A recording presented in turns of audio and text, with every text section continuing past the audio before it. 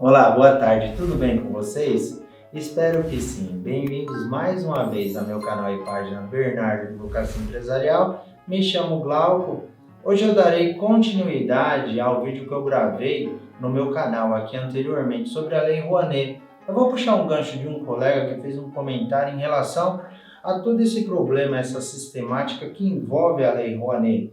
Então, sucintamente, eu vou trazer alguns contextos em relação a essa lei paradigmática de ideias e discussões, no mais das vezes políticas. Na verdade, eu vou tomar a liberdade, que eu gostei tanto do texto que eu escrevi que vou lê-lo para os senhores. O texto diz o seguinte: a Lei Rouanet. A Lei Rouanet serve para fomentar a divulgação da cultura em nosso país. Tem um fim princípio para tanto e para alcançar inclusive esse objetivo.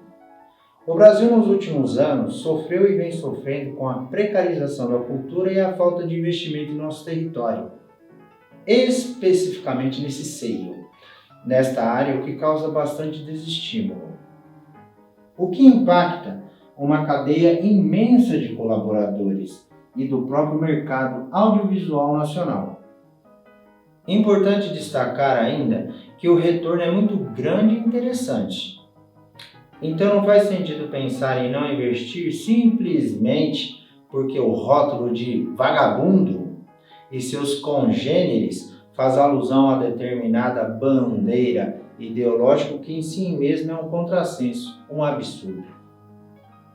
Simplesmente ainda porque isso não é um meio próprio de combate à corrupção, mas a fiscalização de toda a administração pública sim. O portal da transparência, inclusive, é uma ferramenta para tal fim, além de outros mecanismos legais existentes. Parando para pensar, ainda que o nosso consumo do audiovisual nos últimos anos só aumentou, não diminuiu, mesmo com o impacto da crise pandêmica que sofremos. E a tendência desses números é aumentar cada vez mais devido a diversos fatores. O principal deles, claro, a facilidade de acesso proposto ao mercado nacional, uma tendência mundial inclusive. Outro exemplo disso é a consolidação do serviço de streaming em nosso território nacional, precisando ainda de ampla regulamentação para veiculação e espaço para produção nacional, assim como já teve legislação para regulamentar a TV aberta, a exemplo. Os mecanismos hoje existentes estão abafados, sufocados, suprimidos, e isso não resolve e nunca resolveu o problema do corrompimento no Brasil, ainda se pensarmos que a corrupção é um problema estrutural, isto é, enraizado em nossa nação.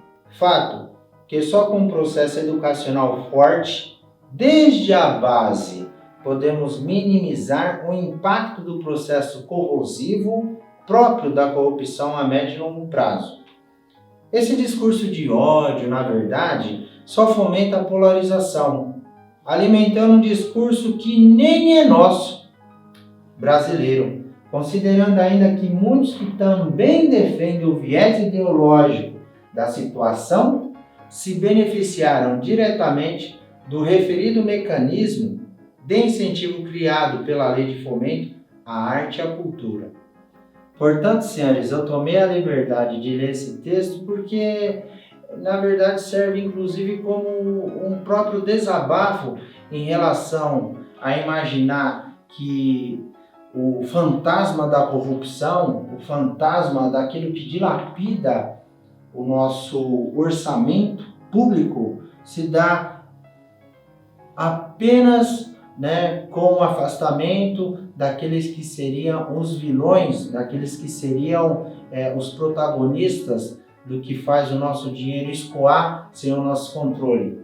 Isso, na verdade, soa mais do que um absurdo, soa mais do que um contrassenso gritante, gigantesco, e imaginar que a corrupção ela seria estancada simplesmente porque não mais temos aí incentivo à cultura, que a gente rotule todos os nossos artistas, e aí, como eu expliquei no meu texto, toda uma cadeia de produção e é um mercado gigantesco, apenas pelo fato de que ali seria um indício de alguém que não quer trabalhar, de alguém que não quer fazer nada, de alguém que simplesmente está, como diz a situação atual, vagabundando. Que aí tem outros termos que, né, eu não me dou nem ao luxo de falar aqui no meu vídeo. Mas fica aqui essa pequena alusão sobre o que devemos pensar e entender sobre fomento da cultura, sobre divulgação da arte, principalmente o respeito a todos os profissionais envolvidos. Eu acredito que num curto espaço de tempo, esse cenário felizmente irá mudar. Senhoras e senhores, eu agradeço quem me acompanhou até o final deste vídeo e nos veremos no nosso próximo tema em análise, estudo e debate. Um abraço e até lá!